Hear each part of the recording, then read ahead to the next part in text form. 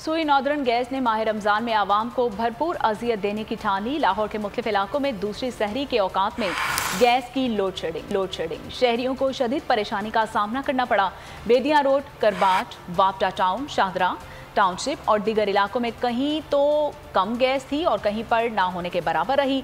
सार्फिन महंगी लकड़ी और LPG का इस्तेमाल करने पर मजबूर हैं। शहरियों का कहना है कि बच्चे, बुजुर्ग और बीमार जो रोज़ा नहीं रख सकते, उनके लिए खाना कैसे बनाएं। इलाका मकीनों को दिन और रात के औकात में गैस की लोड शेडिंग की वजह से शदीद मुश्किलात का भी सामना है। तो नजर आ रहा है सामने लिखा हुआ है जुल्म मिटने के लिए दो चीजों से मिटेगा भाई। एक, अदल की कुर्सी पे जो लोग बैठते हैं ना, वो अदल के हिसाब से फैसले करने लगे। दूसरा, कौम निकल खड़ी उस जुल्म के खिलाफ, तो जुल्म खत्म हो जाएगा। या इन दोनों में से कोई एक चीज हो जाए या दोनों हो जाए।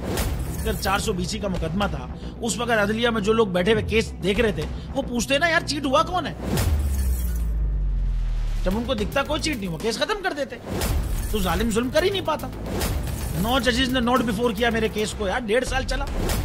शख्सी जमानत का केस, सेम केस इस्लामाबाद में कर दिया। एक ही इल्जाम पे 2 केस हो नहीं सकते भाई।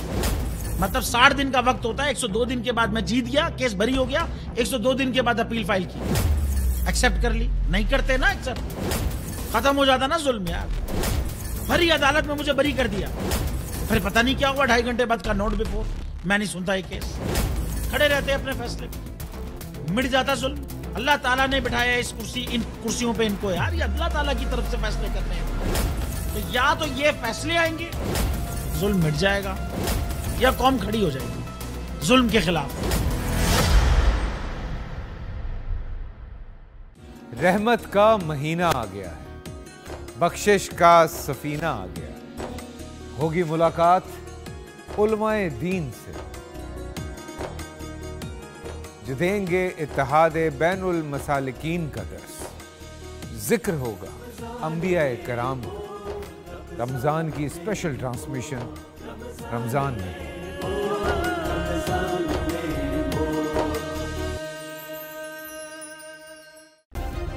सब्सक्राइब करें और बेल दबाएं ताकि कोई खबर रह न जाए।